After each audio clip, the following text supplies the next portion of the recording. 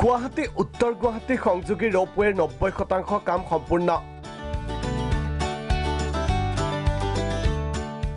8 মিনিটত পাৰ হ'ব পাৰিব মহাবাহু ব্ৰহ্মপুত্ৰ 2 লেনযুক্ত হ'ব এই ৰ'পৱে যাতায়াত আৰু যোগাযোগৰ ক্ষেত্ৰখনত ৰাজ্যবাসীলৈ আন এক সুখবৰ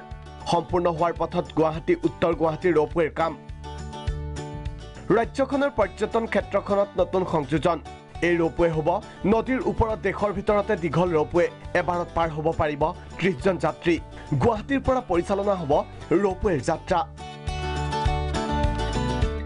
2 किलोमीटर का इंडिया का longest ropeway on the river और ट्विन बाई केबल रोपवे है 200% सेफ्टी है और ये स्टार्टिंग होगा साउथ बैंक से वहाँ भी वहीं से ऑपरेटिंग होगा यहाँ ओनली टिकटिंग उटिंग बहुत साइड होगा एक केबिन में 2 केबिन होगा एक केबिन में 30 आदमी 2008 চনতে আৰম্ভ হৈছিল এই ৰ'পৱেৰ কাম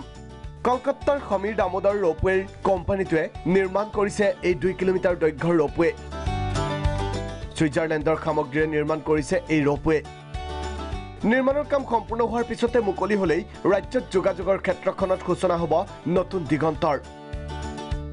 উত্তৰ গুৱাহাটীৰ পৰা নিতুপন মেধিৰ ৰিপৰ্ট প্ৰাগ নিউজ